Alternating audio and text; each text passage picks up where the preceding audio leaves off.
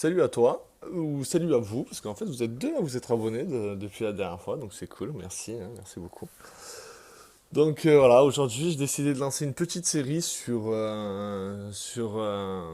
les petites astuces qui concernent bien sûr la cigarette électronique. Et aujourd'hui on va parler de l'entretien des atomiseurs, des cliros, des drippers. C'est la même chose, ça sera le même procédé. Et on va voir deux façons. Je vais commencer par la plus simple, mais c'est pour ceux qui ont un petit budget. Mais, euh, mais ça va être vite fait à présenter. Donc voilà, c'est ce petit appareil. Donc le Ultrasonic Cleaner 880. Voilà, je pense qu'il y a il y a plusieurs modèles, hein, sans tamponne. Voilà, donc ça c'est un appareil qu'on m'a prêté. Parce que la personne n'en a pas utilité pour le moment. Alors, ça marche comment? En fait, on balance de la flotte là-dedans, on met tout notre matos, tous nos cliros dégueulasses et nos machins, on referme et on envoie la sauce, ça envoie des ultrations et franchement ça marche vraiment bien.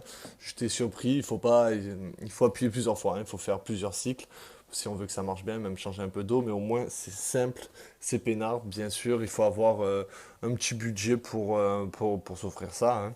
C'est aux alentours des 35 euros. Je mettrai le lien dans la description. Donc voilà, comme je vous ai dit, c'était rapide. Ça sert à rien que je vous fasse une présentation. Si vous en voulez une, vous me le mettez dans les commentaires. Je vous en ferai une, hein, mais honnêtement, il y a rien de plus con. Et honnêtement, ça fonctionne, hein, vraiment, hein. Vous doutez bien qu'avec deux abonnés, je suis pas sponsorisé. Et voilà, j'ai fait 20 vues, donc ils s'en battent les couilles de ma vie, hein.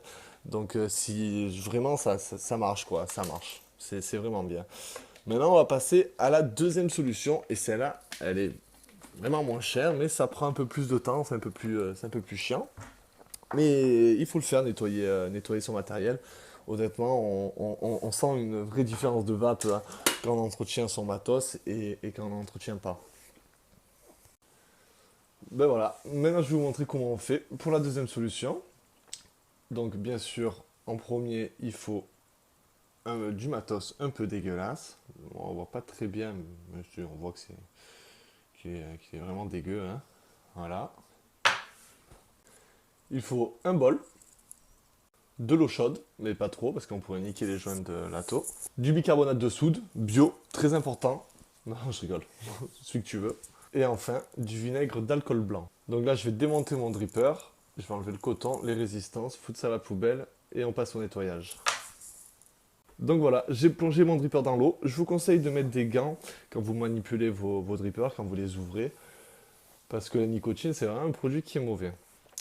Donc, le matériel plongé dans l'eau, on va y rajouter du vinaigre, généreusement, hein. Voilà. Hop, on y balance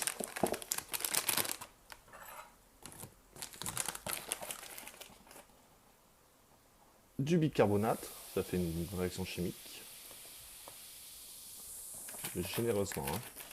Parce que faut bien que ça rentre dans les petits trous là, dans les petits trous chiants à accéder, pour que ça nettoie bien. Et maintenant, on va laisser un petit quart d'heure, hein. On va laisser un petit quart d'heure reposer tout ça. Donc voilà, le quart d'heure est passé, et bien passé même. Donc maintenant, c'est tout simple. Il suffit de retirer les éléments de la mixture. Voilà.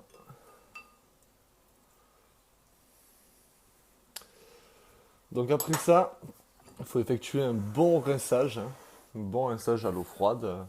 Vous rincez bien votre matériel parce que sinon vous allez avoir un peu un goût de vinaigre. Et c'est tout. Après derrière, si vous êtes pressé, que vous avez qu'un seul, par exemple, vous avez qu'un seul cliromiseur, ben, séchez-le au sèche-cheveux, par contre, pas trop chaud, pas trop près du sèche-cheveux. Comme ça sèche vite et vous pouvez vite utiliser votre matériel. Sinon, attendez bien que ça sèche, quoi, qu'il y ait vraiment plus d'eau dans les petits trous. J'avais un autre truc aussi à vous dire, c'est que, bon, quand vous êtes sur Cliro, que vous avez des résistances toutes faites comme celle-ci, ben, quand vous nettoyez votre claireau, regardez l'état de la résistance, essayez de voir à l'intérieur si c'est un peu noir. Si vous pensez qu'elle est bonne, eh ben, mettez-la de côté et réutilisez-la sur votre matériel nettoyé. Et sinon, vous pouvez la rincer à l'eau tiède aussi. Vous la rincez bien à l'eau tiède. Vous la laissez bien sécher, la résistance. Il ne faut pas que le coton il soit mouillé avec de l'eau. Et vous pourrez réutiliser votre résistance. Comme ça, vous la changez un peu moins souvent. Donc voilà, donc bon, ben, c'est fini pour ce petit tuto. Bien sûr, si tu as plus de questions, tu me laisses ces petits commentaires, je te répondrai. Et à bientôt pour une prochaine vidéo, hein.